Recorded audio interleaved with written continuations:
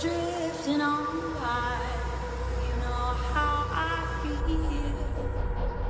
It's a new dawn. It's a new day.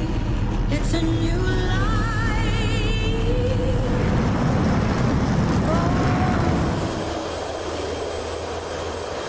And I'm feeling good.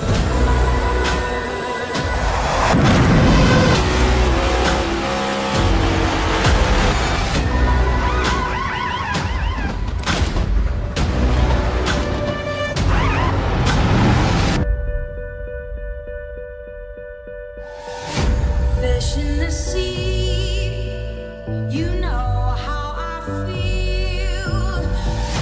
River running free, you know how I feel. Blossom on the tree, you know how I feel. It's a new day, it's a new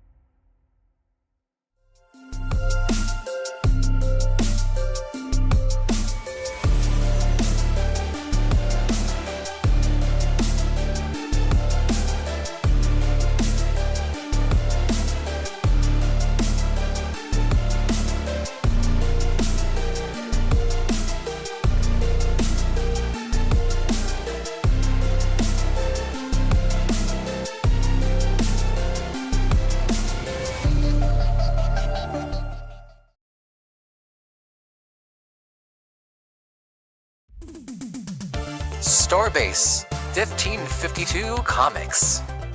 We sell everything a collector would want. Comics, Funkos, action figures, and so many more. A real American comic book shop. We are online only. Starbase 1552 Comics. Find us on eBay Auctions.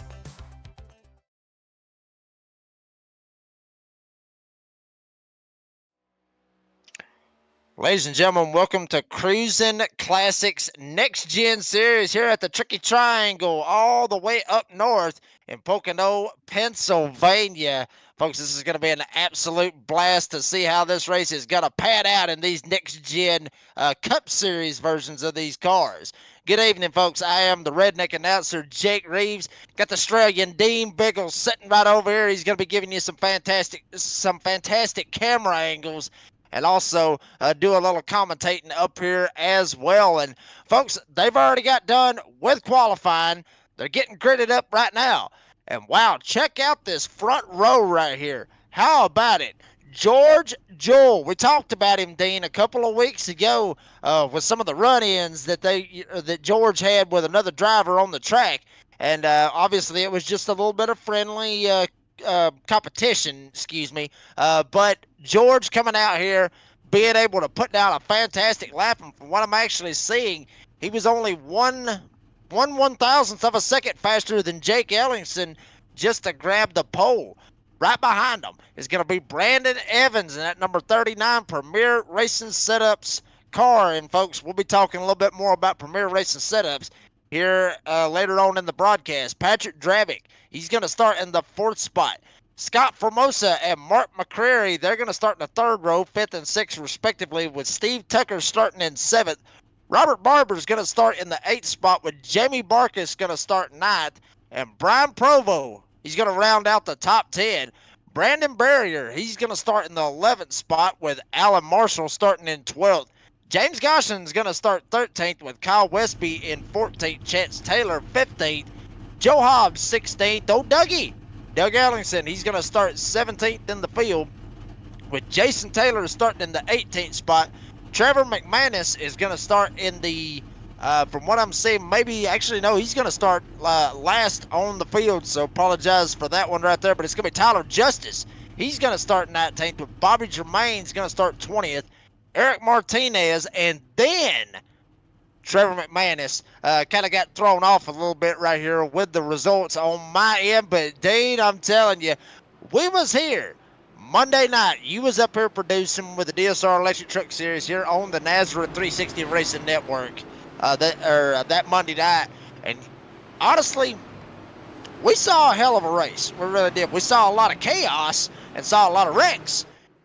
What do you think tonight, Dean? What are you expecting here? I mean, are we expecting some wrecks, or we think it might go green all the way to the end? Well, it could very much go green all the way. Hello, welcome everybody, and look at that in the chat. Look at that in the chat. We have the 2 lovely ladies in the chat, the 2 men on the front row of this one. So we're going to be looking, and guess what? There's got beef. There might be beef. The ladies might give us some beef out there. They're too nice for that, aren't they? We shall see. We shall see. I know, Jacob, you were in that race on Monday. Yeah, it's a tri-oval track, my friend. It's tight in that final turn. It really does come up to that fence there and comes out. The fence, of course, comes out and hits the drivers. The drivers never hit the fence. You know that for a fact, right? That's just the way the cookie crumbles. I don't know, my friend. We could get some good green flag racing. We could get a couple of cautions. We're certainly going to get some entertainment out there. Yeah, it's going to be a fantastic race. No doubt about it. And folks, if you're wondering where I finished in that race Monday night, I'll go ahead and give you a little sneak peek. It was the top 10. Actually made a comment in that mid-race interview. Dean, I think you know where I was going with that. We'll bring that up a little bit later on in the show, but let's go ahead and let's let the Crusin Classics Next Gen Series have their take here at Pocono.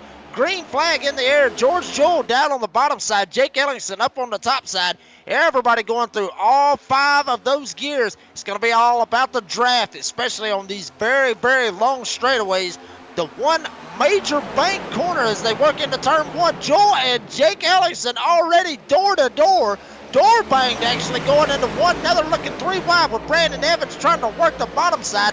Here comes Drabick. He's going to take a shot. He's going to go to the top. Joel tries to jump up and block as well right behind him.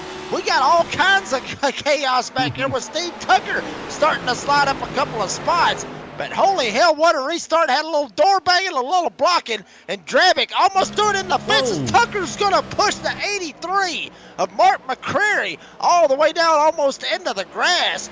Wow, what a first lap right there, Dean. I can't believe that you saw those drivers, of course. We had 3 abreast almost coming out of the final corner on the first lap of the race. That was absolutely fantastic. You don't see that very often. Remember cold tires and everything like that, Jacob.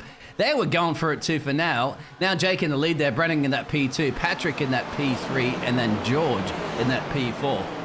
So, wow, if this is a sign of things to come. And it's also good because everybody's pointing in the right direction. Whoa, have I spoken too soon? That's Robert going on the inside apron, rejoins the track, lucky to save it. Well, that also occurred on Monday night too, my friend. There was a couple of fantastic saves early on in the race.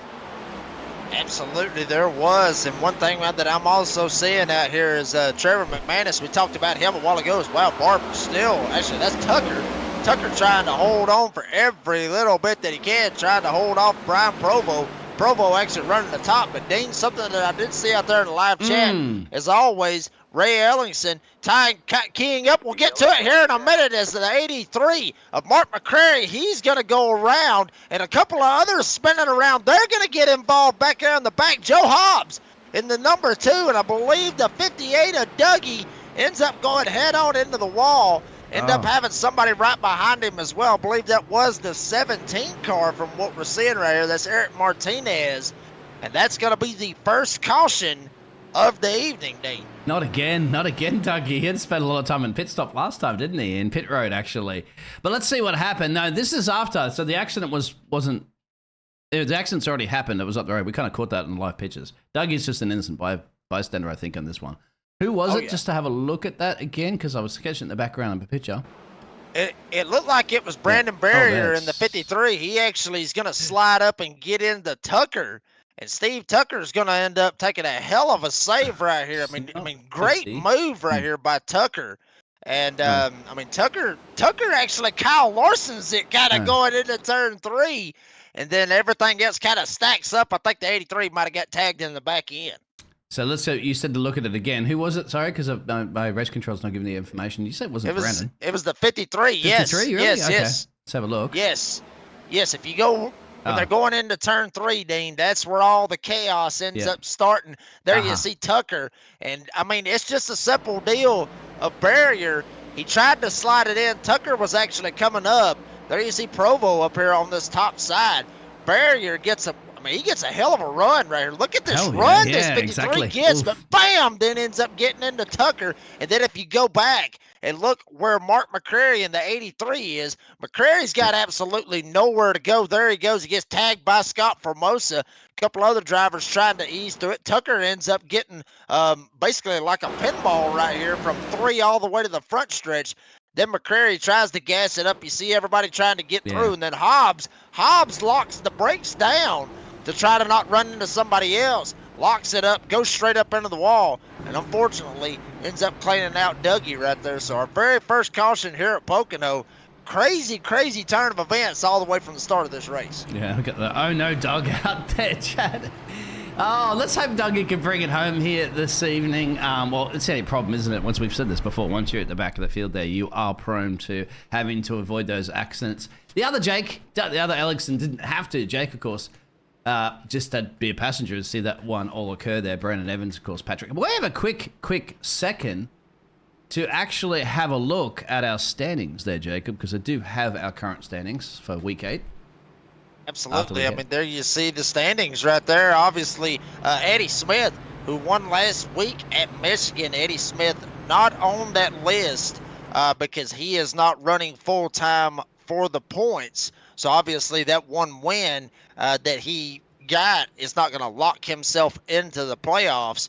But there you see the standings. Brandon Evans got 3 wins. Tucker, we already saw, he's already had a little bit of trouble, I guess, from the start. Drabick and Jamie Barkus, all those guys have wins. They're locked in. Mark McCrary, there you see, he's sitting in 5th.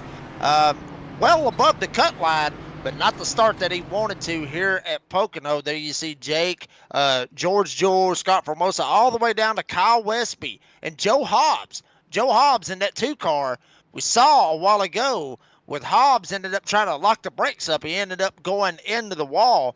And Hobbs is back out on the racetrack, as is Dougie. So, wow. I mean, just crazy turn of events right there with the standings right here. And that was after last week of week 8. Got 2 more races. Then these guys are going to be playoff racing here with the Crusin Classics Next Gen Series. You called it. Sorry about that one. My voice is almost baked, am I afraid? I've been commentating too much today.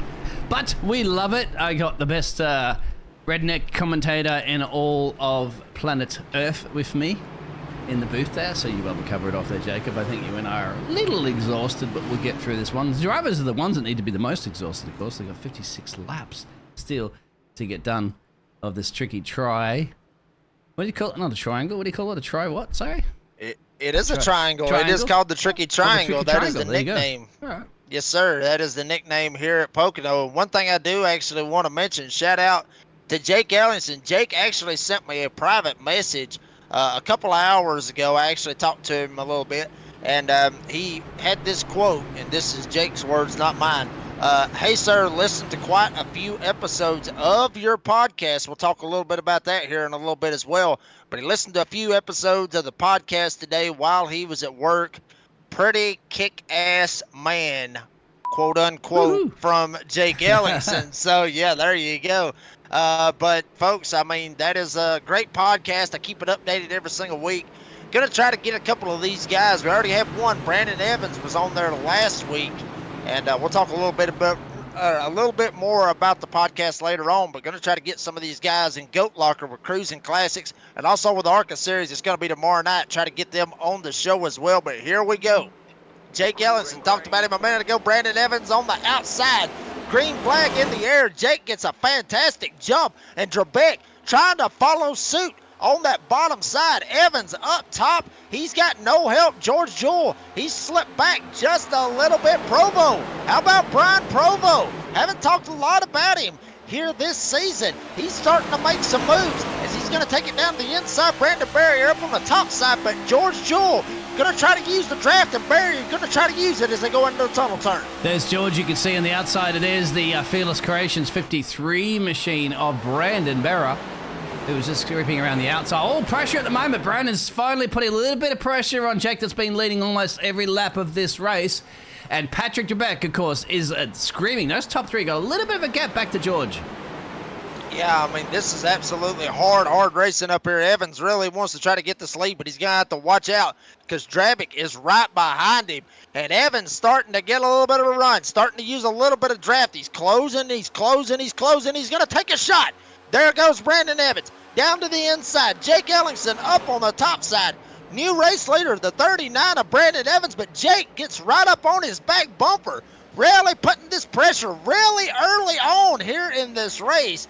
Both these drivers really want to get out here, get this win, and Drabick, he's not too far back neither.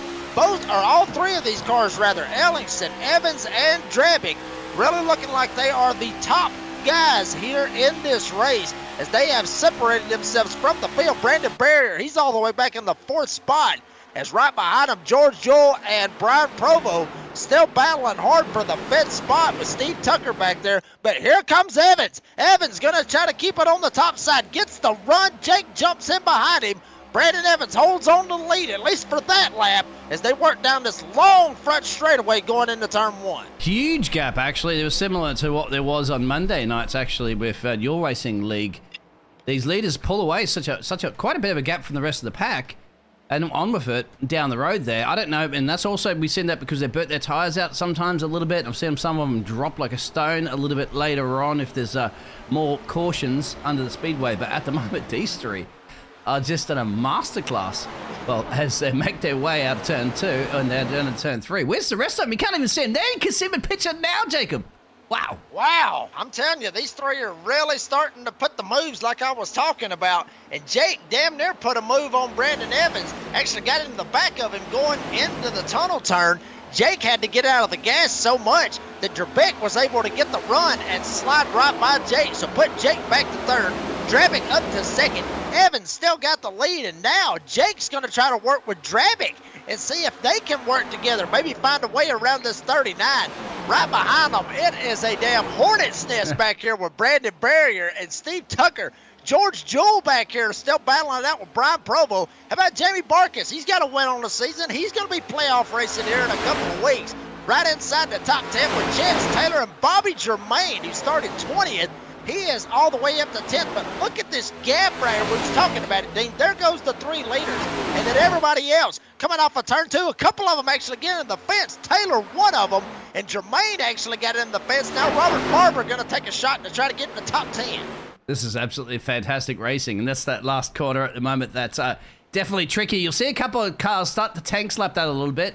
Lucky they're quite tough machines, these. They can take a bit of bumping and grinding at the end of the day, but George at the moment under a little bit of pressure, dropping since he's starting this race on pole, but still in this race for the 36 machine. There he is right now. Brandon Evans still leading it. A little bit of battle further back here. I don't know. That looks like that was James or somebody was definitely going switching my timing tables around a little bit. Absolutely, from what I was seeing back there, I believe it was Mark McCreary in the 83. Trying to work his way back up through the field. Obviously started 6th. There you see him, the 83, trying to work over Alan Marshall. He's actually going to get a run, dive it down to the inside, and try to take a shot at Marshall. Usually from what I'm seeing, though, Dean, that top side, you're able to get some momentum as you see Marshall up there really starting to work it and being able to make it work. So McCreary trying to go where they're not. and try to jump down to the bottom, try to at least try to make a pass. But it's like I said, right there off of turn 3, and much like over in turn 1, you see a lot of guys get up in the middle lane. That's where you see George Jewell at right now, trying to see if he can hold off. I believe that is Jamie Barkus. But Barkus able to keep the inside lane rolling and be able to stay right up to his door. But that top side is going to be one thing we're really going to have to be watching out for here in this race. As Joel just slams on the brakes. Holy hell, almost got run over by Robert Barber. Now Barber makes a quick evasive move, jumps down to the bottom side, but now he's going to have to fall back in line right behind Joel, or maybe not. He's going to keep it all the way on the bottom. Joel up top trying to ride the seam, maybe get that back end to come around a little bit, get him a little bit loose before he ends up tank slapping the wall, as you was talking about, Dean.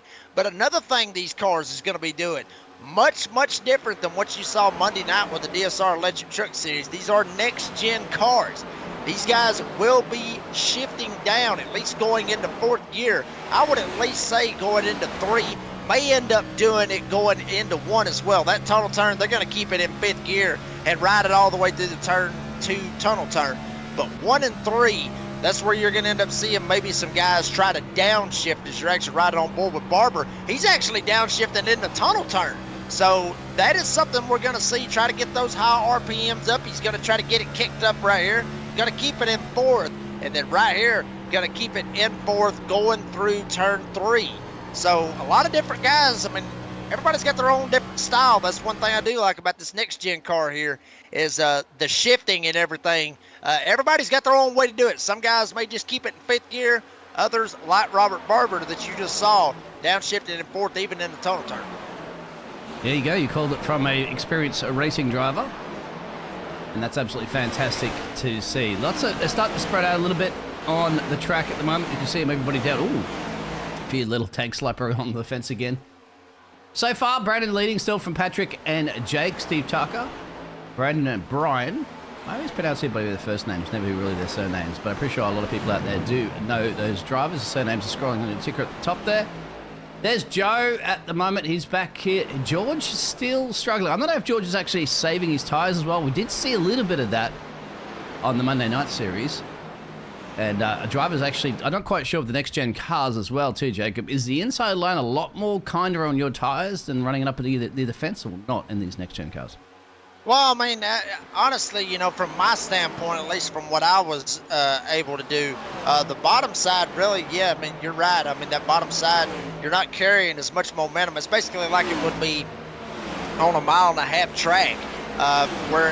Barber actually was on the bottom. He got really loose back there in the back. He is so loose, he's hitting the inside wall. Robert Barber, who was in 8th place that last time around, he is dropping like a rock. That looseness just straight up ended up biting him right there. He's going to end up losing a handful of spots, maybe even more than 5 spots, maybe 6, 7. Robert Barber going all the way back here to the back after just getting a little bit loose on the bottom. But Dean, back to your question, the bottom side you will be able to save tire because you're not going to be going as fast as some of these other guys is up there in that middle of the top lane. They're rolling up there a lot faster, and obviously they're going to be burning more tires. So you're going to save it down there on the bottom. But we're seeing a lot of guys making them moves on the outside. There you see Scott Formosa in the 8. He's going to take a shot. He's going to try to get around Jason Taylor. But once again, there you see Taylor up on the top side, starting to be able to get some type of a run. That top side, you can get it to work. But like I said, you're going to burn your tires up there on that top side. And making a run right now is Jake. Jake on Patrick for the P2 position. They're still keeping Brandon at bay, who's just in your picture at the moment on the track. And of course, there's barely anybody behind them at the moment, as you can see. Hello, anybody there? Look, that's all the way back to Steve Tucker in P3. And and who is that? That's that Jamie? Yep, there it is. That's Jamie into the fence, and I think that's Brian, or no, that's Brandon. Brandon Barrow with him as well. That's got to be a caution.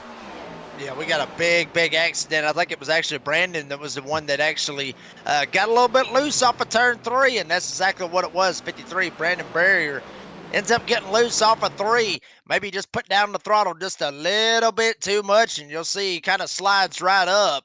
And just unfortunate for the driver that ended up getting into him. which was Brian Provo. There you see Provo got nowhere to go. He's trying to figure out if he can try to Boom. get down to the bottom. Oh. Just last minute decision, not able to do it. Ends up tagging him in the back end. So Brandon and Brian, both of them end up going around right here off of turn number 3. But folks, remember, they do have one faster pair to be able to continue. And we saw a lot of that last week with guys burning that one faster pair. But this early on in the race, you don't want to be in that situation to where you have to burn that faster pair, Dean. So especially early on in the race, because so much racing is left. And if you end up getting caught up in another accident, should somebody get loose in front of you, or you get loose yourself and get loose, hit the wall, after you've already burnt that faster pair, your night's pretty much over with. You're absolutely right on that one, because that gaffer tape won't hold up that much longer, will it? The duct tape. And your car's starting to spit bits and pieces out of it. Speaking of the man leading this race, he's got some Premier setups on his machine. I'm pretty sure he's using Premier setups. So we will actually show you a lovely ad from our fantastic sponsor.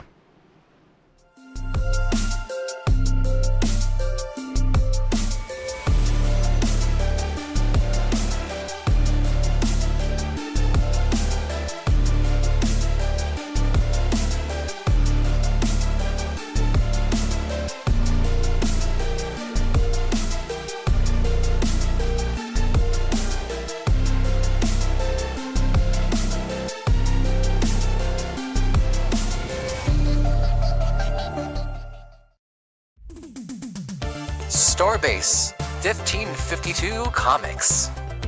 We sell everything a collector would want. Comics, Funkos, action figures, and so many more. A real American comic book shop. We are online only. Starbase 1552 Comics. Find us on eBay Auctions.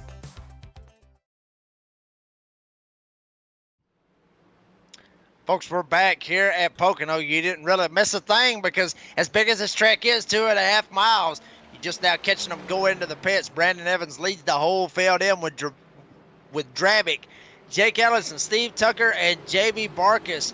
That is the top 5 as they go in the pits. We'll see how this all plays out right here, see how everything goes. But from what we're seeing, actually, Eric Martinez in the 17, he's actually going to stay out. And wow, how about that right there? Brandon Evans able to beat everybody off of pit road. And Drabic actually very, very slow right here coming off of pit road. He's pulling to the top side. Drabic may have got a black flag. Yes, he did. The 07 of Patrick Drabic. Really? Too fast on pit road. He's going to have to drop to the tail of the field. Wow, I don't know how you noticed that one, because I didn't see anything in my race control messages, but you must have something else that I don't. Another key pointer is, too, that Jake didn't have a very good pit stop as well. 16-second and change pit stop, dropped all the way back to P10. And George, unfortunately, as well, too, a very slow pit stop, 36 seconds. George Jewell now running in P18, the man that was leading this race. But more importantly, these two that stayed out, they boxed. I say box, sorry, I keep saying that. They pitted back on the first caution on lap 3, and that's Martinez there and Dougie, as the rest of the field will start to catch them up, aka this man and Jamie Barkas and Scott. They've taken that pit stop back, well, just on lap 17 that we had. Well, I mean, Dean, you can say box. It's perfectly fine. Folks, when they pull into the pits, guess what they're pulling in? A box. So, hey, there ain't nothing wrong with it. You end up saying that they're boxing. Hell, I'm getting to where I end up almost saying it sometimes. They're going to box. So, I'm all for it right there. But you see other guys actually going in right here. I believe one of them being, I believe it is the 57, if I'm not mistaken, Yep, of Robert Barber. He's actually leading them down pit road. A couple of guys end up going to take this opportunity to go in. Tyler Justice, he's going to ease it down pit road, as well as right in front of him, Jason Taylor in the 44. Some of these guys just going to ease down. Obviously, they're not going to take any tires. There's no reason to take them unless it's Robert Barber. He's going to end up taking the tires right here. So, I don't know why you would just take tires right after you just got through taking them, but that right there may be some kind of strategy, because Dane, way back in the day, this track really did produce a fuel mileage race. We've saw numerous fuel mileage races here at Pocono. I do remember one time, I believe it may have been 2015. Anybody out there correct me on this one. But Dale Earnhardt Jr., he actually ran here. I think he was running like 12th, but maybe like 2 laps to go. But they had enough fuel to make it all the way to the end, and somehow or another he ended up finishing, I think, P4, P3, because everybody that was in front of him just ran out of gas. Kyle Busch, I think he ran out of gas.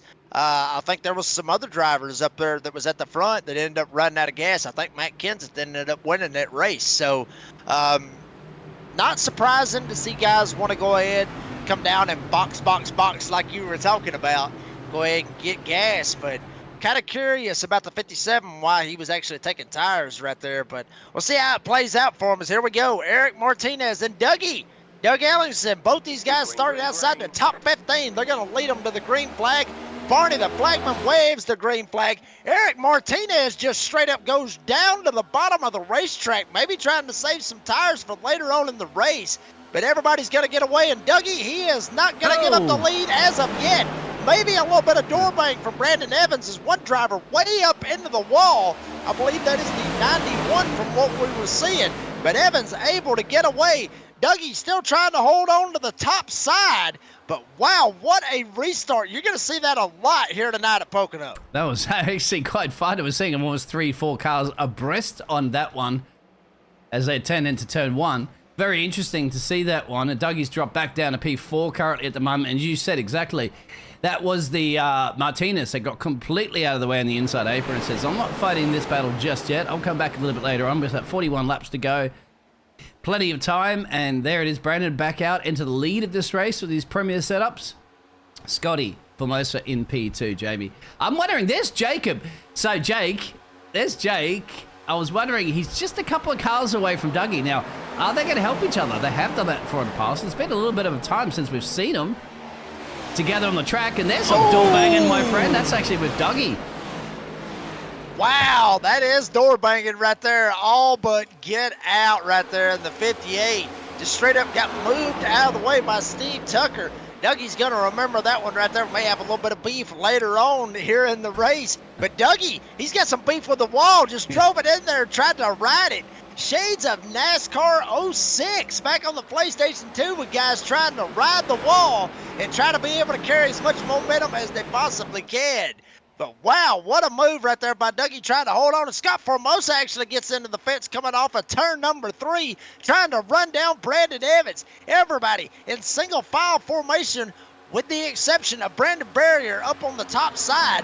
And Jamie and Jake down there on the bottom side trying to get around him. But here comes Barrier up on that top side trying to get a run. Jake's going to be able to get clear. Jake Ellingson and Jamie Marcus work their ways up to 3rd and 4th respectively on the field. So lucky we didn't get another caution, actually, with those drivers all having a little bit of a tank slapper against the fence there, and with the other cars door banging. Of course, with the door banging download that you're going to be able to listen to, of course, that you'd mentioned earlier at the top of the show, that you're featuring a lot of these gladiators and a lot more of them to come at the moment. Jake still fighting off for Jamie P2. Brandon's getting that little bit of a gap again, and he likes up the road there. Clean air, no problemo. It's just man versus machine versus track. As we continue our racing on, and Doug down in P12 after he had a little bit of a tank slapping against the wall. More than anything, I think Steve Tucker at the moment's on a little bit of a rampage as well. It's on the back of Mark McCoy, and then Brandon. We'll probably go on board with Barrier and have a look at this. That's going to be very close here, because that's easy to turn a car like that if you don't straighten it up. Wow, Tucker damn near lost it going into one, and Barrier damn near took out Jake Ellingson. I mean, that corner right there, turn 1, it looks fast. And folks, it is fast. But wow, I mean, just door banging, guys getting sideways. That's what we love to see here at Pocono. That's what we love to see here with the Crusin Classics Next Gen Series here on the Nazareth 360 Racing Network. Shout out to every single one of you out there in the chat. Give us a holler. Who you think's going to end up winning this race? And also, Dave, you were talking about the door banging download, actually seeing some of the fans out there in the chat wanting to know where they can get to it. We get a chance, we'll post a link in the description of how to get to that podcast. But like I've said before, Oh. make sure all the kids are at bed. Oh, no. 'cause it's going to get a little bit hot and heavy as we actually get a little bit hot and heavy out here on the racetrack. I was George there for a second. He was dropping off the timesheets. He must have had a little bit of a blinking issue. He's got Dougie actually for company right now. I was just hoping that he didn't have a DC completely from the game, because that would have been very upsetting for the man that still could very much win this race there after dropping a couple of places. George is still in it. We know that the missus is out there watching, giving a bit of a support, as that's what we do actually. I love on our Tuesday nights, isn't it? When the ladies get out there and support their drivers. Gives you a little bit of a fan boost. Actually go a little bit quicker there, Jacob. I think you're a little bit too pumped up there, Dean. It's on a It's Wednesday, baby. Wednesday, it's not sorry. Tuesday. Yeah, I mean, did we're too much of absolutely this. pumped up. Yeah, I mean, crazy racing. Look at all this moving around back here. Guys trying to get in line, trying to make sure that somebody's not going to be able to jump up and get to the top side and try to get the draft. Westby was getting up all into the fence. Barrier ends up almost tagging the fence right there coming off of turn 1. I mean, just so much moving around with everybody trying to make sure they can stay in that draft. There you see, as you're actually riding on board with, I believe this is Steve Tucker, if I'm not mistaken. Yeah, Steve He's Tucker actually set the easing fastest up lap right pass. behind Barrier. And you just mentioned it right there, Dane. Tucker, as you mentioned earlier, on a rampage, just set the fastest lap. Tucker wanting to try to get up here and get a hold of Brandon Evans for this lead, but he's got a couple of guys he needs to get through. The whole top 5 is what Tucker needs to do. Here he Comes comes. up on Barrier, tries to get a run. He's going to get the draft and take it to the inside of Brandon Barrier. Tucker getting as close as he can, trying to pull the side draft, pull that 53 back, and Tucker, Steve Tucker, down on the bottom side, but Barrier gets a run on the outside. This is going to be interesting if you're going to get the exit speed, of course, from Barrier, and he will. Fantastic side-by-side, wheel-to-wheel action racing here, currently at the moment here for our next-gen Crusin Classic Series. Dougie starting to think about a similar thing up the road there. Jake, sorry, not Dougie. Is starting to think a similar thing at the road. They're all starting to really reel in Scotty. I mean Jamie here in P2. Scotty and Brandon are way up the road there. That's P1 and P2, as you can just see on your track map, the 39 machine. And the 80 as they make their way to start another lap here and click off 27 and make it 34 to go. Still got a long way to go, though. I mean, you just called it right there. About 34 laps to go on a 2.5 mile track where they are literally putting down 53 seconds a lap. So we still got a long way to go. A lot of opportunities to try to make some passes. And Barrier tries to make one hell of a pass. He ends up getting into the back of Jake Ellingson. Barrier has to get out of the gas. Tucker trying to find a way around him still. He thought about it. The fastest man on the track, Tucker, not able to get around him as of this point. He's got to watch that back bumper. Mark McCreary. How about Patrick Drabick up here, as well as Brian Provo, the top 9 guys. All of them up here, at least for the most part, 3rd to 9th. Right here racing it out. Tucker really wanting to get around Barrier, letting him know, trying to hit him in the back end. Maybe knock him up the racetrack, try to make it a little bit easier for himself. Really getting physical here at Pocono. We got a long... Whoa, completely dropped everything out Whoa. there for a second. That was on me, unless that happened to you as well too, my friend. But we got a long way to go and not much time to get there. Can't remember the name of that song. Somebody will be able to help you out that one. Jake wants to take the inside road there. Tucks up behind Jamie. Apparently, there will be some tank slapping on those balls as you progress further into this race with those tires start to wear just a little bit there, Jacob. Absolutely, and the song you're actually referring to is Jerry Reed, Eastbound and Down. That's it, There, Eastbound and Down. Just to kind Good of on help you. you out Thank a you. little bit on that one. Very a classic song. And obviously, classic song going with the Crusin Classics Next Gen Series here on the Nazareth 360 Racing Network. Jake, he's up there trying to put a little pressure with Jamie. Right behind him, Tucker. Steve Tucker trying to put the pressure on Barrier. Both of these guys really trying to work together. Maybe Tucker may have saw that maybe Barrier may be a little bit faster, maybe not. Tucker takes another shot to the inside. Barrier is going to get out of the gas. Tucker going to try to pull the slider. Barrier is actually going to think different of it. He's going to look to the inside. Tucker goes up the track. Barrier gets out of the gas. Here comes Patrick Drabick. Drabick on the outside gets around Barrier. And wow, what a move right there going into turn 1. As there you see Provo and McCreary, both of them battling for the 8th spot. Provo's going to get the advantage, going through the tunnel turn and kick Mark McCrary all the way back to P9. Bobby Germain back here, as well as George Jewell. Jewell just got around him. So bump up George Jewell, our pole sitter, all the way up to the 10th spot. But this hard racing up here between Tucker and Barrier and Drabick still continues as Brandon Evans leads Scott Formosa. Let's see whether or not Jake can get the job done just yet. As you can see, the entry speed comes right up into the back there. He'll have to lift off a little bit there on the 15 there of Jamie, and then follow him down the backstretch. There is some fantastic racing action. You can see almost the whole field on the backstretch right now.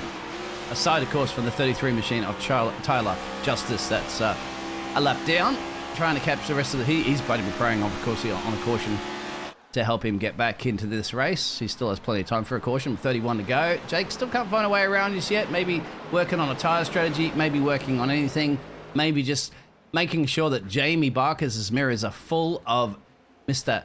Jake, so that he applies the pressure. Just meanwhile, Brandon's little bit of a gap that he had over Scotty is starting to Scotty's starting to creep in a little bit more on that one. Yeah, it is starting to shrink just a little bit. Scott Formosa picked up maybe about a 10th on Brandon Evans right there. But this battle back here for this podium spot right now, Barkus is not wanting to give it up, and Jake is wanting it really bad. Tucker able to get around Barrier and Drabick. Now he's sitting comfortably in the 5th spot. He's actually starting to reel in Barkus and Ellingson right now. So watch out for that 24. You talked about it, one of the fastest cars, if not the fastest car at one particular point in the race. Steve Tucker really starting to reel in Barkus and Ellingson for this 3rd spot. But there you see Ellingson all over this back bumper of Barkus, damn near shoving him, going through 3. Almost ended up getting in the back of him and almost turned him. That right there is what Tucker wants to see, honestly, Dean. Steve Tucker wants to see all this hard racing with Jake and Barkus, as you're actually seeing some of the battling back here in the back. That's where we actually see, I believe that is... Who is that, Dean? I'm actually trying to look at this and see who it is. That is Alan Marshall, I believe it is. Alan Marshall, Jason Taylor there, Bobby. And, well, we're on board with Bobby at the moment, and it's Jason Taylor as well. So that's that battle. I wanted to switch to that one. I just wanted to see whether or not Jamie and Jake were going to time their potential overtakes, which I'll have to switch it back up to them because it looks like Jake might be being at another run at the moment here. You can see it was a little dinged up, isn't it, on that front? It looked like a little on the front right there of Jamie's car. Oh, that's a little bit of a slide there from Jake. It's going to compromise him big time. He's got an arm coming to the clutches of Steve Tucker now. Wow, what a save right there by Jake Ellingson, folks. That could have been very bad, very quick. And Tucker trying to use the draft. He's going to take another shot. He's going to try to get around Jake Ellingson. Ellingson sends it in on the top side. Tucker down on the bottom, almost getting into one another through 1. Drabick right behind them, waiting on one of them to make a mistake and be able to pounce and try to get around both of them. But Jake, after that really crazy slide over at turn 3, able to keep the car straight, but now he's going to have to work his tail off to get back to Jamie Barkus. Actually, no, it's not going to work. Ellingson may have burnt the right rear up. Tucker goes by. Drabick goes by. Jake Ellingson off pace, but now he's going to dive it in. Drabick on the top side. Ellingson down on the bottom, but Drabick going to be able to get clear. Ellingson, who was up there sitting in the 4th spot, he's going to get kicked back to 6th. Yeah, you might be right about burning that tire up because he's definitely struggling with one of those turns. He's got to be very careful to make sure he keeps the machine pointing straight. I don't know if he really would be worth going to pit road right now and switching into those tires. You're going to compromise basically jumping to plump last. We do have a driver going, and that's Martinez. So maybe he's felt that he needed to replace. So it's the first time he's actually been in pit road the whole race, if I'm not mistaken. Maybe actually it could be the 2nd time, but anyway. Back to that one, yeah, you can't really go into the pits just yet, not with the way that the field's spread. You can't, everybody's playing a caution. And I think, yeah, Jake's got to get that temperature back in. Explain that one to me, really, there, Jacob. Like, what happens when you do bit up that tire? Like, how long does it take you to get back into the regular drift of racing here? I mean, the only thing really that you can do, honestly, Dean, is just try to lift off of the gas as much as you possibly can. Maybe not run it as hard. Possibly the shifting, Obviously, we've already seen that with guys downshifting into the tunnel turn and possibly even shifting going through one. We haven't actually had that opportunity to see if anybody shifts in one. I got a feeling some of these guys is doing that, but we've already seen them shifting into the tunnel turn, even keeping it into fourth and going into third. So a lot of that, there you see Ellingson actually keeping it in the fourth gear, bumps it up to fifth. We're actually right on board with Jake. See kind of what he's doing. He's actually bumping it down to fourth gear in the tunnel turn. Probably going to ride it fourth all the way right here into turn number 3. Much like what we saw earlier with, I believe it was George Jewell who we was riding on board with. Actually, I believe it was McCreary that we was riding on board with. He kept it in fourth gear. So there you see, I mean, and folks, this is what it is right here. I think this is what it's got a lot to do with why the car is actually getting loose. You see those very, very high RPMs. Look at it. It actually blinked red there for a split second. When you're on those high RPMs and you're turning the wheel, all of that power back there in the back is making the back end want to step out just like it's doing right now. Jake's getting loose going through one again. So that high RPM is making that right rear. It's making the rear tires burn more and more and more. And while you're turning, it's just going to make the car slide. So I think what Jake needs to do is try to ease off of that loud pedal just a little bit. And maybe try to save that right rear, maybe try to cool it down a little bit. You can cool it down, but you just can't drive it as hard as Jake's doing it right now. You called it there. That's definitely from yourself there, Jacob, as a racing driver that knows this track quite well. And George Jewell's gone in, so he's going to come out maybe just in front of this pack. Probably won't. Maybe will be able to get, he will just be able to get the speed up in front of that pack there. James is going in as well, James Crusin. So we are starting to see some drivers. You kind of wonder at this point there if Jake is really struggling with this car. Should he look at electing going to pit road and getting some fresh boots on? And then that way you can get out there, depending if you can find a nice gap out there, because there is a bit of traffic, as you can see, as that track map start to fill up full of motor vehicles everywhere. And then just get your head down and put some banker laps in. I don't know. You're going to be all alone, of course. You're not going to have really much of a bump draft from anybody. Not that it's a super speedway that you require that so much, right? Well, no, I mean, but you want to be able to have a little bit of draft. I mean, obviously we talked about it, 2.5 miles. You see a lot of drafting, especially going down the straightaways. There you see Mark McCreary actually getting a little bit of a battle right here with Brandon Barrier back here. This is the battle for 8th. Actually, Barrier said he had enough of it. He's actually going to ease down pit road. Yep. Go ahead and elect to take his pit stop this time, folks. 55 miles per hour.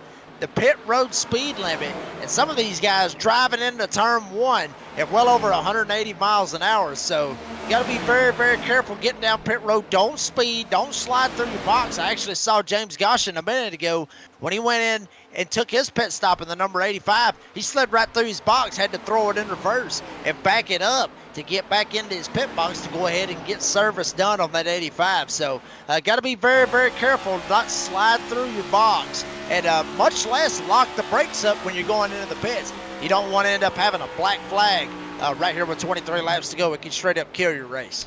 This is what I love about when you get some good green flag racing now. You don't have everybody pitting at the same time under a caution, because drivers now have to elect to say, when am I going to do a strategy? When am I going to go in? And what's going to happen? They don't know. It could be a caution 1 lap after you pit. Anything can happen like that. These 3 are just going to be battling it out. You don't know how the car's feeling. You don't know if you have put those tyres. You don't know your gasoline situation. But do know that there was a bit of contact between these 2 drivers. That's Patrick DeBrack and Steve Tucker. And Jake watching on from behind, no doubt, there. And Jamie just leading that pack. This is absolutely fantastic racing. And once again, we're going to have to start seeing these drivers come back into pit road soon. And one thing you actually just mentioned there, you see the 27 of Jake Ellingson. Ellingson getting back into this right here. I think Jake actually might have heard me through his headset right there to go ahead, ease up on that loud pedal. Oh, wow. Somebody dove in. That was Scott Formosa. You called it, Dean. Scott Formosa from 2nd place. Gonna elect to try to maybe see if he can leapfrog Brandon Evans right here. Maybe have a shot to try to win this race with Scott Formosa. Last minute decision to go ahead and ease down pit road, but keeping it perfectly clean with that 55 miles per hour to try to get it going. But like I was talking about, Dean, and you mentioned it with Jake. Jake, like I said, might have heard me through the headset a little bit. He's actually caught back up to these guys, might have cooled that right rear down just a little bit. So he's able to get back to these guys, but catching them's one thing, passing them's another. Jake might end up making me look like a fool. Here he goes to the inside of Steve Tucker. Jake Ellingson, he's going to move up another spot. He's going to go to a 4th spot right behind Dravic and Barkus. Jake Ellingson up to 4th. Steve going in. Steve electing to leave that fight and let them fight for another day. And as long as he can stop that car on a dime there, Mark's going to join him in there. It's going to be interesting, the rest of the field at the moment, because now they're really going to start spreading out. Brandon leading way up the road there. And they are now the lap trucks into cars into play there, Jacob. This is what makes it even more fun, because not only do they have to fight their own battles out there on the track, they also have to navigate past cars that have been in and out of pit road with perhaps some fresh boots on it and definitely gas to go to the end. So it starts getting very spicy because we're down to 20 to go. Now it's coming down to crunch time. Now it's coming down to, well, I don't know. I don't know if there's going to be a caution coming, Jacob. I think we might have to go down to pit road. I think we might have to do something soon. That's what they're thinking.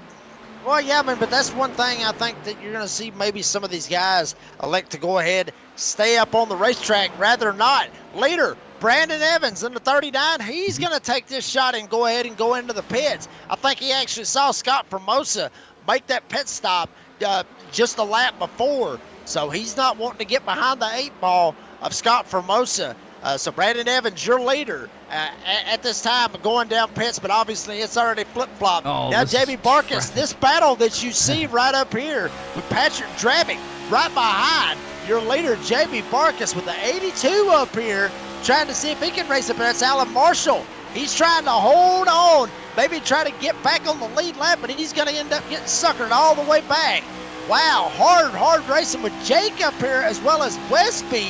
And with those 2 guys that was up at the front, Formosa and Brandon Evans, when is these other guys going to elect to make that pit stop? That's going to be the biggest question, isn't it? Absolutely. 2 of them's going right now. Jamie's going in, Patrick and Jake. So they're all going to... Right, they heard you. Oh, make sure you stop it on time. You don't want to get a drive-through penalty that you'd mentioned, and you call it a black flag. I'm so used to road courses, you get black flag, that's it, you're out of the race. There's no returning. But obviously it's a penalty. Let's see how they handle it. Will that mean that Brandon, well, Jason Taylor's in the lead of this one from Bobby. Those 2 drivers have yet to make a pit stop. There's Brandon, so he's all clear, all by himself, the 39 machine. Not that he hasn't been driving by himself practically the whole race, right? I mean, he hasn't had anybody ahead of him in a very long time. But this is the man that's leading at the moment at 44. This will get a little bit confusing out there, but we'll try to explain to everybody what is going on, because the pit stops and all that are coming into play. If they need one, you definitely have to take one, right? But if you did pit on box lap 18, you can't go to the end, can you? If 18 to go, you've got to be out of gas. Could be wrong, but yeah. I mean, you're still gonna have to be able to make that pit stop unless you just been saving the whole entire time. And if you wasn't, then you're damn sure not guaranteed to go ahead and make it all the way to the end. So, I mean, if everybody pits right now, obviously they'll be able to make it. I just don't think even if you boxed at 18, you're still going to have to come down pit road, go ahead, get 4 tires, and fill it up with fuel. Now, here's another thing, Dean, and I don't even know why they would end up doing it. But some guys may either go ahead and try to chance it. Some guys may want to go ahead and just take a shot and say, you know what, screw it. I'll just take 2 tires, and I'll see if that plays out in my advantage and see if I'm able to get lucky just a little bit and maybe try to get in front of them. But long race left in this sucker. I mean, we still got 17 laps left in this race. I don't see why you would take 2 tires at this point, because if you take 2 tires, you're straight up killing yourself. Oh, so you're saying you take 4, or you just don't take any at all? Oh, no, caution. You take 4, maybe not. Here we go. Oh, Caution on Doug. the speedway. No. That's it. I think it's Doug. I believe it is. Dougie actually looked like he was getting a little bit loose. I believe it was. This all factored in coming through turn 1. Honestly, Dean, there you see Doug actually ends up going around. And unfortunate, I mean, Doug was very, very slow for about half a lap. He ends up getting into this bad spot. But now Jason Taylor, 44, we talked about him, Bobby Germain, Robert Barbara. These guys have not pitted yet. They're going to obviously go down, make this pit stop right here, and go ahead and line themselves up for the end of the race. There you see basically everybody's pit strategy so far here in this race. Obviously, Evans and Formosa, obviously with Tucker, Drabick, and Jake Ellingson, all of those guys literally have the freshest shoes here in the field so far. So obviously top three is going to go in, and I think this is what Scott Formosa wanted right here. He was able to kind of keep pace with Brandon, unless it ended up going long. Then Brandon ended up just pulling away. But Scott was able to stay with him at least for about 10 laps. So this may be what Scott wanted to see right here with this caution to be able to catch back up to Brandon Evans. It'll also help Steve, Tucker, there, Patrick, and Jake at the moment. That'll be behind those three. And you mentioned it, there's your top three going in. Nobody else will go in because the rest of those drivers just went out just before, wasn't it? Brandon Evans, who will now be back into the lead of this race. And also Scott Formosa. There's Steve Tucker, Jason Taylor, Patrick, and all that will be cruising on by. So drivers that will go in will be Robert, Jason, Bobby. So they couldn't go to the end, could they? Because even if you're running on vapes, it's you're probably going to get eaten alive, aren't you, by the drivers who have some fresh boots and that. And I'll tell you, some drivers are taking some boots. You can see when the cars go up in the jacks, left side or right side. Yeah, that's what we're seeing right here, and obviously they're going to have enough of sets to be able to try to make that work and maybe have a little bit left over should we get some type of crazy finish where we end up getting a cream-white checker, because they get 4 sets of tires. That's 3 in the pits, 1 on the car. So obviously everybody's going to be having enough of tires to be able to try to make it, especially if, like I said, if we get to a green-white checkered finish. Folks, we're going to take a quick commercial break while we have the chance. Go ahead and reassess everything and bring you back for the finish here at Pocono. Don't go anywhere.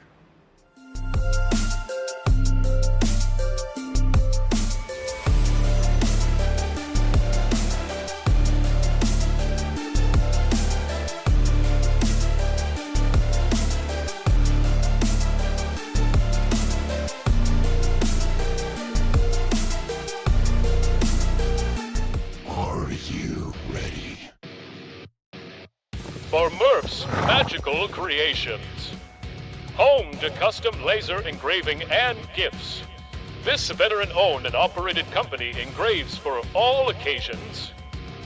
If you want one of Murph's Magical Creations, call the number on your screen or commission through either Instagram or via email. Murph's Magical Creations. Made with love. Starbase 1552 Comics. We sell everything a collector would want. Comics, Funkos, action figures, and so many more. A real American comic book shop. We are online only. Starbase 1552 Comics. Find us on eBay Auctions.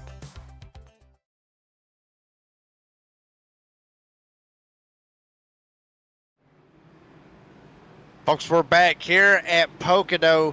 Out there in the live chat, our great producer, Mr. Dave Biggles, is able to put the podcast link out there for the door bang and download. A couple of you was actually shouting out, wanting to know how to get to it. So obviously, thank you to every single one of you. Go ahead, give it a follow, give it a like, give it a subscribe, however you want to look at it, and follow everything on the show. I mean, very, very entertaining show, Dean. I'm sure you've, well, hell, you've been a guest on the show before. We've had a lot of great drivers on the show. Brandon Evans, who's the leader, he's been on the show. We've had a lot of guys within the NASRA truck series from Mondays and Fridays, respectively, both of them. I've had them on the show, had their take on some NASCAR topics, some topics within sim racing, some topics within NASRA. Just so many topics that we discuss. Like I said, it does get a little bit rated R to a certain extent. It doesn't get nasty or anything like that, folks. But I mean, we say what we think. It's unfiltered, it's uncensored, and A lot of fans have loved it so far, so hopefully you will too. Go check it out. It's in there in the link, the door banging download on Spotify. But here we go. Getting ready for another restart. Brandon Evans, Scott Formosa, they're going to be on the front row. Green flag in the air. Brandon Evans, fantastic jump. Scott Formosa was sleeping at the wheel. Right below him is going to be Steve Tucker in the 24. Tucker, who was one of the fastest cars on the speedway earlier on in the race, he's going to jump down to the inside. Jake Ellingson, he's going to be on the inside. Dravik's going to go to the top. Westby's going to go to the top as we got a caution in the back. Oh, don't say it's George. Alan Marshall. Oh, Alan. There he is. Alan Marshall on the 82 ends up getting spun around going into turn 1. There you see it right here on the instant replay. Looked like he actually, you called it. I mean, it was George, but he didn't end up turning George. Alan Marshall, he ends up getting tagged in the back end by, I believe it was the 17 of Eric Martinez. So Martinez ends up getting in the back of him, just didn't have enough time to slam on the brakes. And unfortunately, runs the 82 over, sends him straight up into the wall.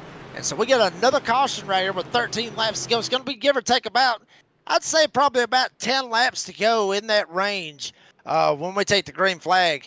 And may end up having a 10-lap shootout to decide it all right here, Dean. I wonder if Shasta out there, if she's aware, or if he's aware of George Jewell is flashing a couple of times. So I'm just flashing again in the background. I wonder how that's going to be not only, not really frustrating to the driver so much, because you're not flashing yourself as a driver, but frustrating to everybody else. Can catch you off guard, can't you, when you're flying around a corner at a couple of 100 miles an hour, and then all of a sudden you're trying to react to something. Well, you've just got to basically, to yourself, just keep planning it and just imagine that car's still in that same place at the same, in the same time and same galaxy and universe and everything like that.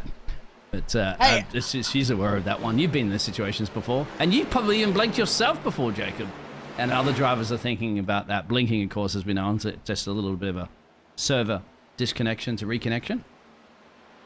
I'll tell you what, Dean, I'll say this, and it was actually, it's ironic that you actually say that because we actually got a minute to talk about this. And Dean, you did not know this. The Monday night race that we was in, when we was getting ready, when we loaded in and we started practicing, we would come down the front stretch where everybody is right here, as we are under caution, everybody catching up to the pace car. But when we come down this front stretch, everything was fine. You see everything perfectly in the car.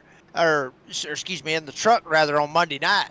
Then when you come off of turn 2, or excuse me, turn 1, it throws me off, folks. This track really does throw me off sometimes. But they come off of turn 1 when we was going into turn 2 and then going through turn 2 to go to turn 3. The whole back end of the racetrack, it's like we had a blue halo up at the top of our screen. I had never seen anything like that before in my entire life. So you're talking about blinking. I'm thinking of blue halos, and I had no idea how to get it fixed. The only thing I knew was just to back out, load back into session. Everything was fine, but I wasn't the only one experiencing that. There was other drivers that was out there practicing and was getting lined up. They were doing the same thing. I mean, they were having the same experience. But back to your thing about the blinking, I've seen guys blink I don't know how many times. You know what makes you even more scared?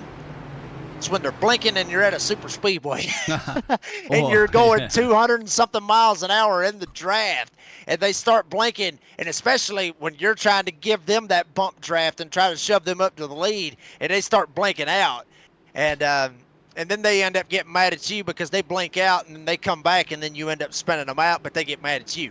So, then you end up having some beef with guys for no prayer. I'm rambling on. I'm sorry, but no, it's fine. Anyway, Jacob. I know what you mean, but the thing is, just to explain to everybody out there, they're not used to it. I mean, I'm only doing it from a broadcasting, but the people that are blinking aren't necessarily. They're not blinking to anybody else. So they think that you'll think you're perfectly fine, and you are generally most of the time. As as the missus out there said, that it was basically it's windy there tonight. Well, his missus, my apologies.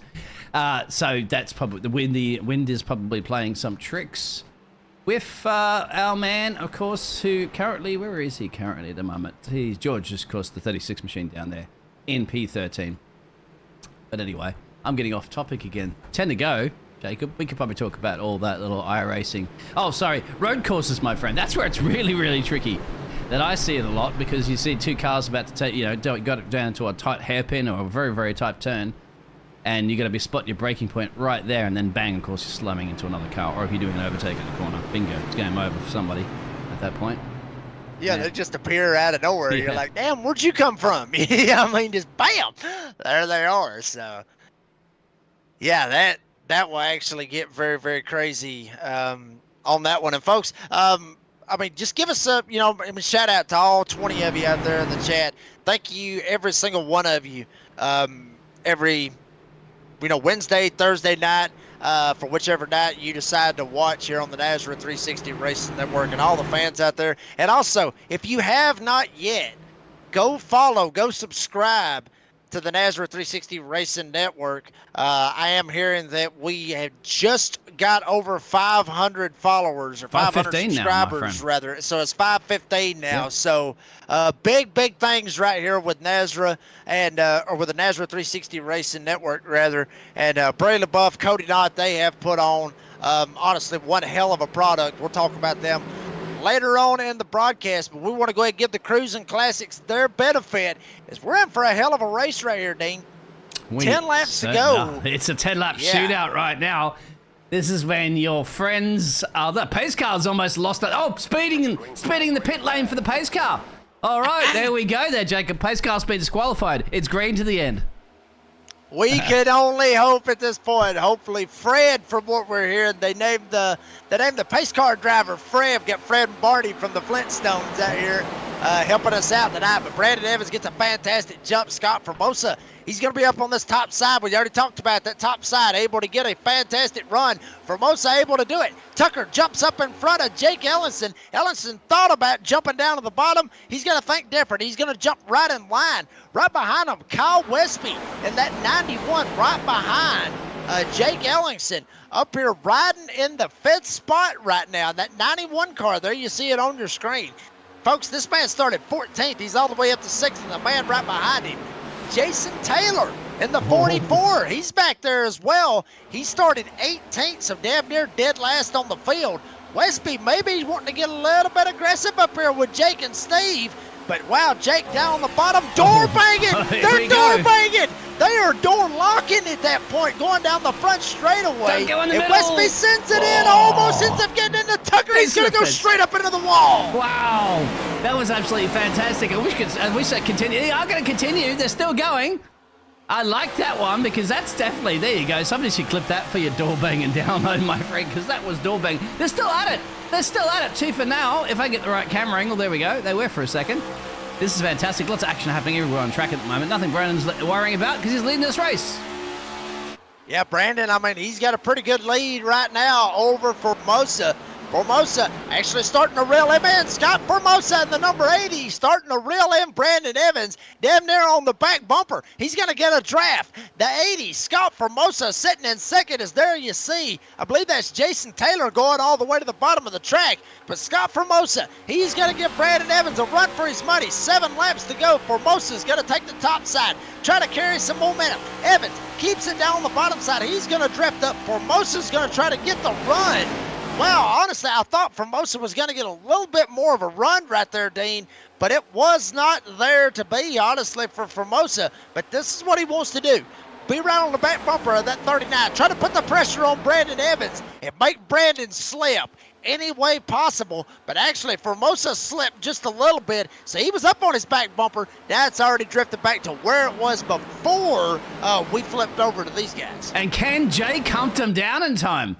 He may need a bit of a push from the rest of the field as we're getting closer down. If you get about 5 to go, you can see a few of those drivers, of course, taking a tangled defense on turn 3. He may need a push from the rest of the pack here if they want to take these 2. Because at the moment, Brandon has a little bit of a comfortable lead over Scotty. And that is your top 2. The first time, really, in a long time that Brandon Evans has been challenged for the lead of this race since he got the lead. And we got there, Mr. Trevor out there saying, let's go Evans. Of course, Trevor, it's baby time. It says Ray out there. So let's see how it's going to work out. Another attempt from Scotty to try to dethrone the man that's been leading this majority of the race. Absolutely. And Trevor, key up and let us know, is it baby time? Ray is wanting to know. So obviously, give Ray a shout out right there. Let us know, is it baby time? And if it is, we will give you a shout out here on But Evans still has the lead. Formosa really starting to get up a little bit closer. Jake not too far back there in the 27. Tucker as well back there with Patrick Drabick. That is your top 5, folks. Jason Taylor, who started 18th, he's up to 6th. Right behind him, Barber. Westby, who started 14th, he's up to 8th. You got Brian Provo, he started 10th, he's up 1 spot. And then also Brandon Barrier back there. But how about Bobby Germain? He started 20th in the field. He's all the way up to P11. So not too bad for some of these guys really putting some moves. One thing we do want to mention, your pole sitter, George Jewell. He started obviously on the pole like I just mentioned, and now he's slipped back to 12th as Joel actually ended up getting into the fence just a little bit right there off of the tunnel turn. Coming around this time, Scott Formosa starting to creep in. Jake's starting to creep in on Scott Formosa. All of them chasing Brandon Evans as they hit the line. 4 laps to go. Yeah, Jake's got to keep them honest at the moment. He could be starting one place. He's 1 place down from where he started. I think it's unfortunate because you do see George still flashing a little bit. George is doing a fantastic, solid job there. Remember, the man put it on pole. He's got some serious speed around here. But I think that little slight internet connections that we mentioned out there may have been throwing him off and throwing everybody else off there. But at least the man could say put it on pole, and this is it. Yeah, exactly. About 4 laps to go, give or take. I think Scotty's time to shine is right now if he wants to steal this from Brendan. He's gonna have to try to drive it in there, and he's gonna have to maybe find a lane. Maybe that's not the lane that he wanted.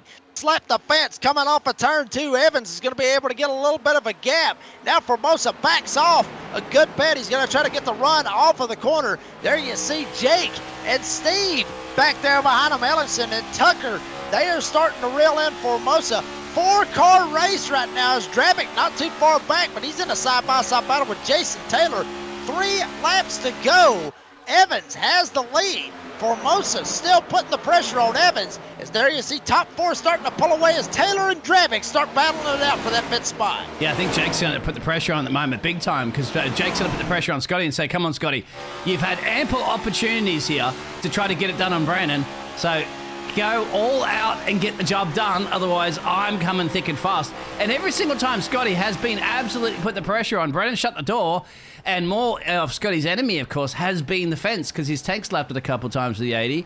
And every time he's done that, it's compromised him and bringing him the clutches, of course, of Jake and Stevie in that top 4 you mentioned.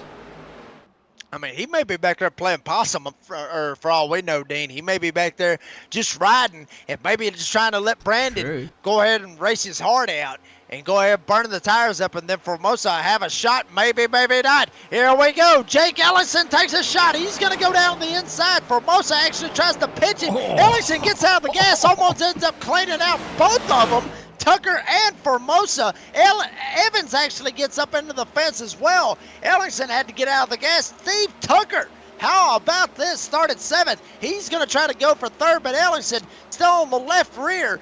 Dives it down to the inside. Jake Ellingson trying to hold on to 3rd, but Tucker wants it as Evans works his way into turn 3 for the second to last time. There's your door banging again. Lovely. Door banging.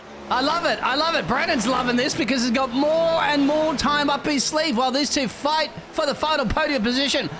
And Ray, look away. Do not look at the screen right now, Ray. Do not look away because these two are going to go for it. It's either somebody's going to get a P3 or they're both going to get nothing. If they come together, he's going to dump it. Oh, hold it. Wow. Hold it there, Jake. Hold it. Ray, look away. And there it is. Wow. So Steve's going to take that podium position. All that Jake needs to bring it home right now, and this man is going to be bringing it home. I don't think Scotty can do anything about Brandon right now. He's controlled it. He's dominated. He's been able to attack. He's held on tight, the 39 machine, and all he has to do is hold on for a couple more corners. Looks like he's going to be able to try to make it work. Formosa about a half a second back. Evans drives it into turn 3. Formosa looks like he's not even going to be able to have anything to do with it. Formosa takes one last shot, but it's not going to be enough. Coming off of turn 3. Formosa damn near loses it, but Brandon Evans hits the line. Brandon Evans in the 39 for Premier Racing Setups in the 39 Chevrolet. Brandon Evans, the winner here tonight at Pocono. Scott Formosa is going to get 2nd. Steve Tucker is going to end up getting 3rd with Jason Taylor 4th. And Jake Ellingson is going to round out the top 5 after a hellacious door-banging matchup between Ellingson and Tucker. We may end up seeing a little bit of beef right here between these guys, but Ellingson ends up going around Tucker right there. We'll end up talking to Tucker here in just a minute.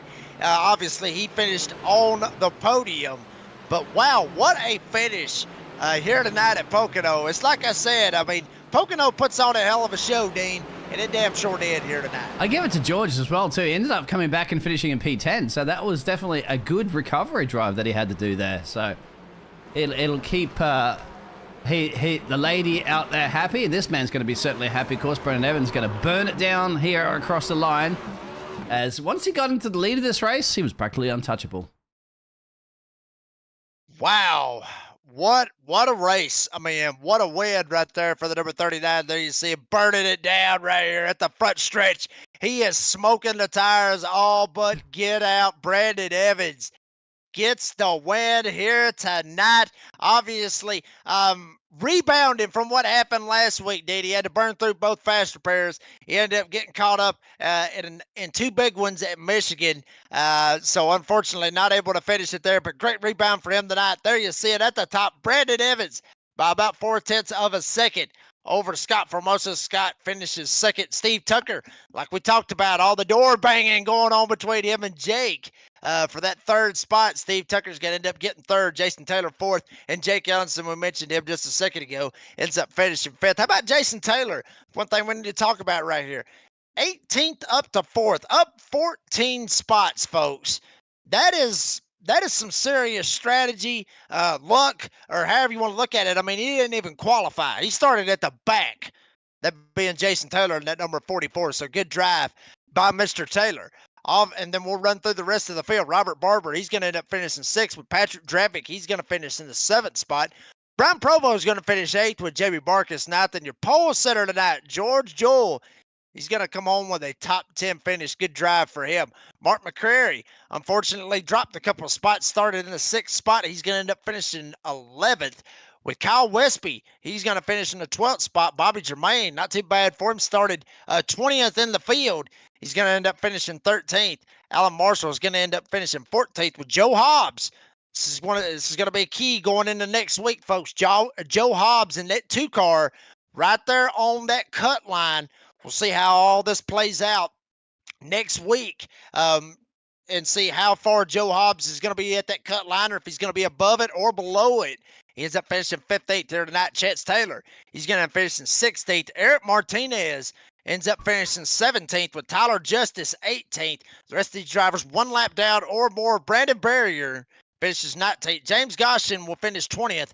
Doug Ellison is going to finish 21st. And Trevor McManus did not put down, he didn't even start. He backed out. We're hearing out there in live chat, has some stuff he had to do. So good man for Trevor to put the wheel down and go do what he's got to go do. But folks, we'll take a quick commercial break. Be right back with your podium finishers. Don't go anywhere.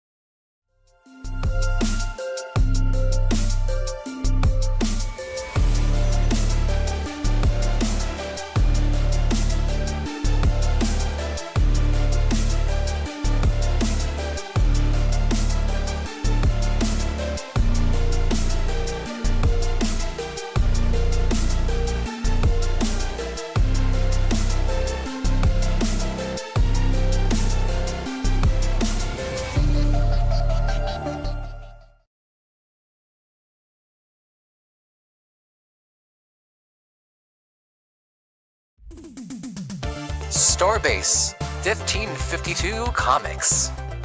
We sell everything a collector would want. Comics, Funkos, action figures, and so many more. A real American comic book shop. We are online only. Starbase 1552 Comics. Find us on eBay Auctions.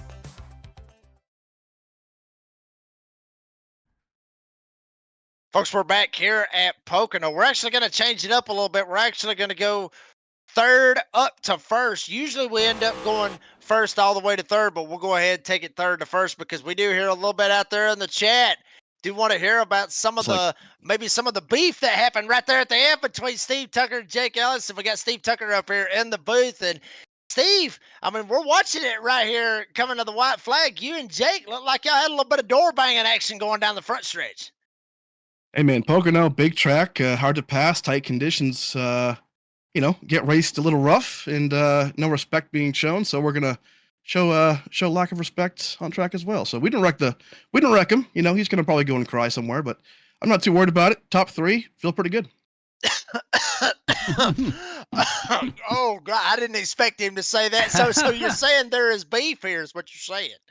I'm just not going to get raced like that. I mean, to use me up in I think it was turn 2 on the restart, or a lap into the restart and just send it and pass it. I mean, maybe you have a couple lap newer tires, that's completely fine, but I'm just not going to get raced like that. So if I were to catch him, I was going to race him hard, and we did.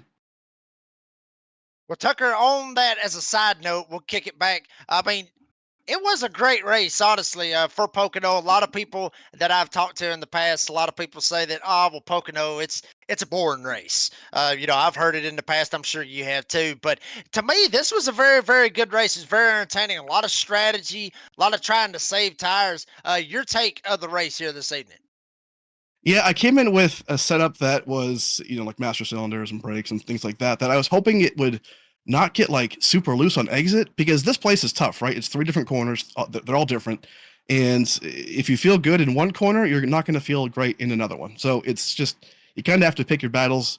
Turn 3 on exit was my bad one as far as loose, just getting loose off. So it was tight on entry. In the track was overcast a little bit, so sun really never came out to kind of slide around like you want to on entry. So overall, definitely a tough race, hard place to pass, and but overall, yeah, good race. You can see at the moment there's a little bit of door banging going on between both of you. I'd say both of you are definitely door banging each other here. I don't know who's right or wrong on that one, of course, because I'm seeing pushing and shove. It takes 2 to tango, obviously, at the end of the day. We'll try to keep it as nice as possible because it's racing.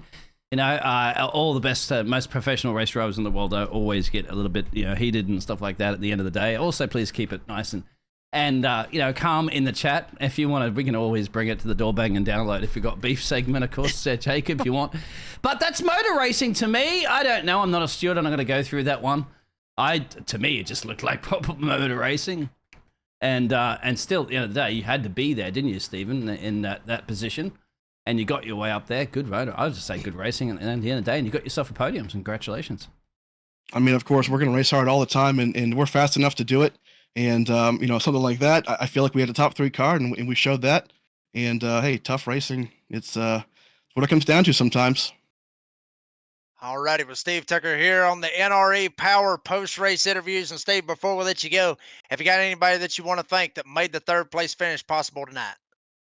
Yeah, for sure. A bunch of sponsors here: Crusin Classics, Jam Printing and Promotions, Veterans for Life Foundation, Right Now Roofing, Redbeard Design Company, and you guys, Nazareth 360. You guys kick ass, so great job right there. But hey, on the hood of the car, harpoondesign.com, go and check them out. Hey, beating and banging is what we do, but if you want a banger paint scheme, no pun intended, I like go that. to harpoondesign.com and hook up with Brantley, the painter, and get yourself a paint scheme and look like me, a winner. Oh Lord, I got a feeling. Steve I got a Tucker, feeling yeah. he's gonna be a fan favorite. I can guarantee you that on Wednesday night. Steve Tucker, appreciate your time and congratulations on that 3rd place finish, buddy. Yes, sir. Thank you, guys. We need to get him on the Netflix Door banging series. No, download? on the Netflix Oh, okay. series. Remember when you see those drivers that they call it they're exciting characters, of course, and they prove it, of course, on the track as well too. But I give it to that man, Steve Tucker. Is certainly an exciting character. He speaks his mind, and he backs it up with his driving as well too. So good on him. Absolutely, Steve. Appreciate you, buddy.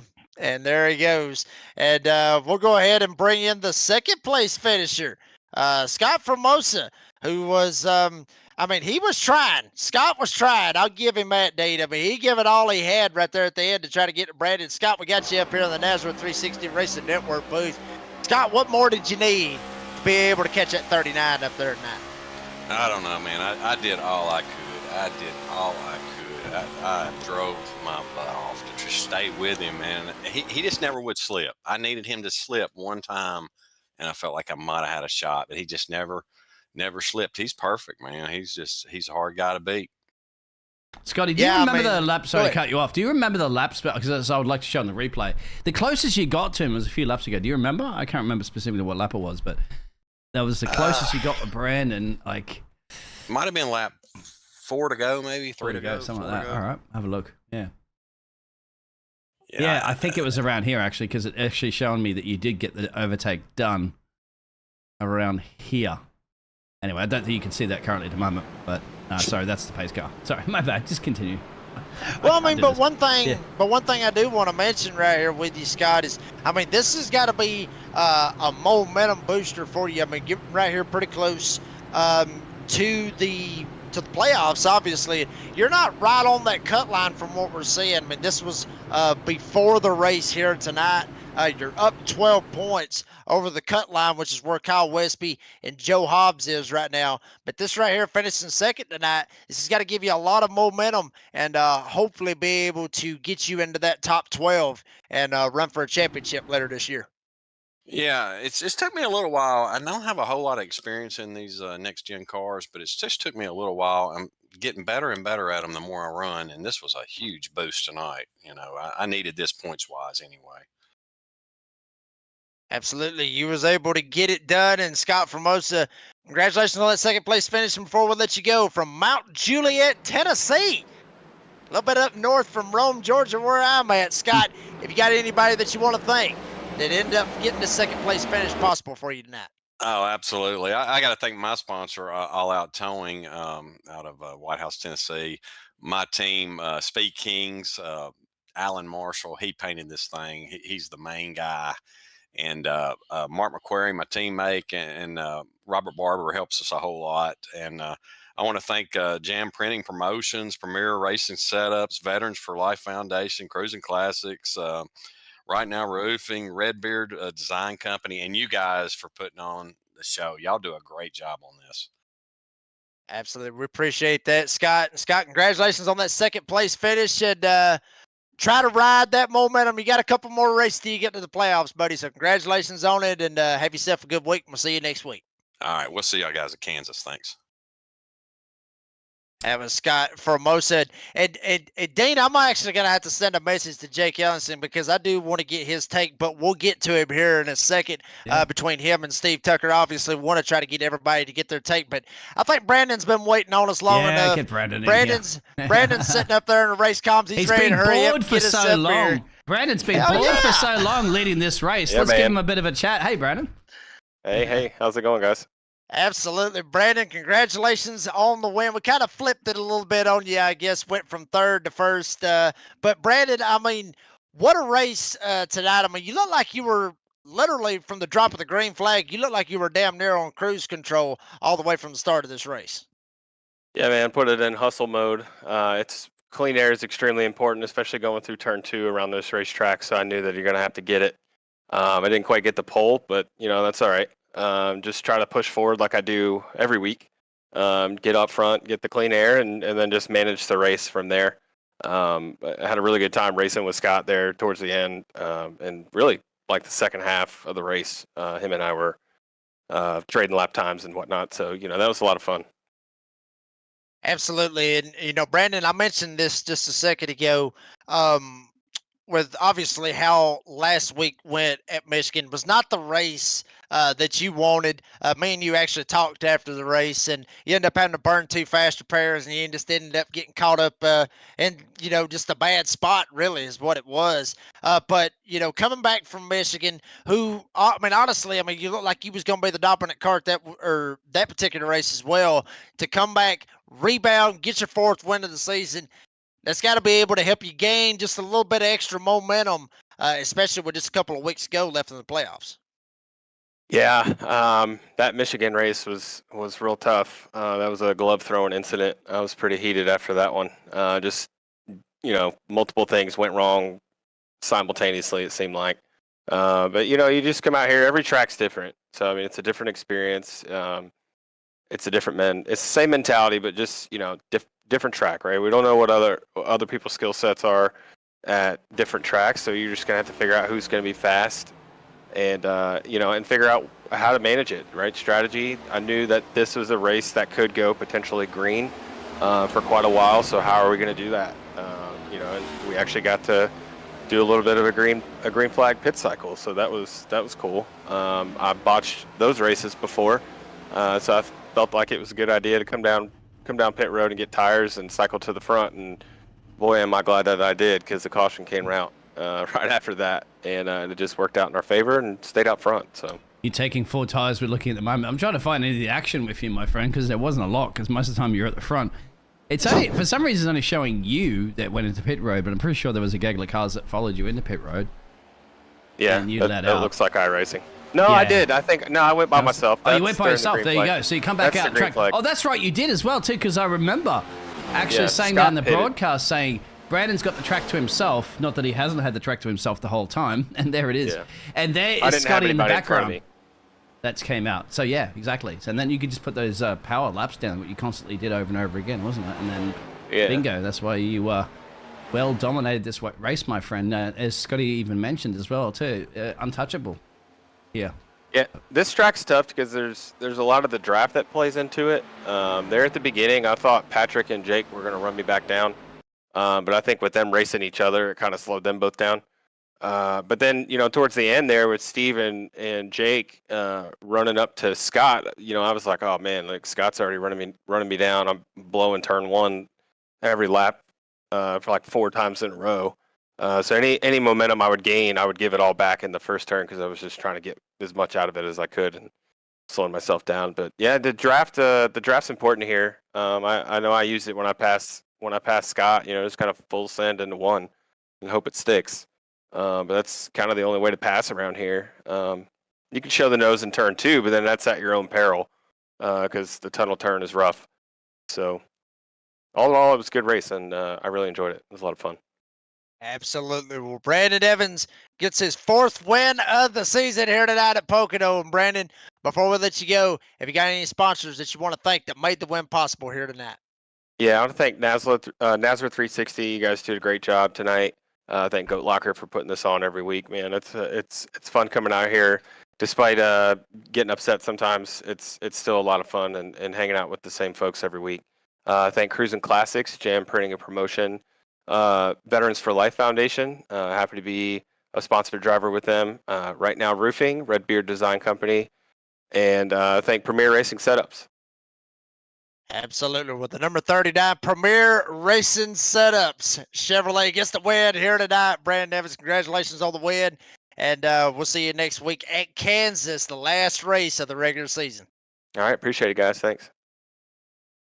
That was Brandon Evans up here. Got the win here tonight. And Dean, I did actually send a message to Jake. He declined for an interview out of respect for Goat Lockers, so that is perfectly fine. All right. 100% understandable about that. I respect that 100%. So, but Dean, your take of what was a fairly entertaining race here tonight at Pocono. I think it was absolutely fantastic, actually. It was really good. We didn't have that many cautions. It could have ended up a lot worse. We've had many races before in the past, haven't we, when you've had like 12, 13, 14 cautions, and we're getting into like midnight. We're like, oh, okay, we're all tired, gentlemen. Let's not do that again. That's cold. That's cold. That's cold. Well, I know where you're going with that. Brady and them's really going to love that one. No. But that's just because there's also 40-something drivers on the grid as well, too. So, the more drivers, the more it happens. I don't mind it. It's just like anything, you want to. I like the green flag racing a lot too. I like the cautions, but I like the green flag racing because what it does is it breaks up that strategy. That's what we saw tonight, didn't it? We saw the drivers had to gamble to go onto pit road at different times, and when they did, it could benefit some drivers and not benefit others because they don't know when that caution's going to fly. And when that caution does fly, hey, were you at the right place at the right time? That's going to be the question, isn't it? Brandon was at the right place at the right time. Scotty was at the right place at the right time and so forth. Then, of course, that late caution bunched everybody back up again. And more fun door banging, as you clearly see.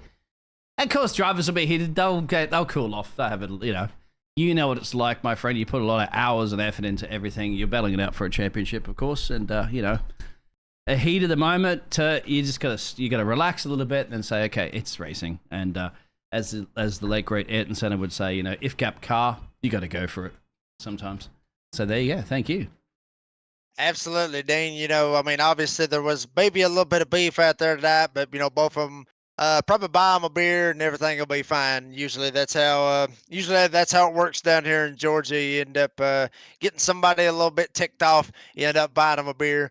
Everything works out. So may hopefully they can talk about it later on in the week before we get to Kansas next week. But folks, I believe that is going to do it here for this broadcast. Real quick, I mean, it was a fantastic race for me to sit here and watch.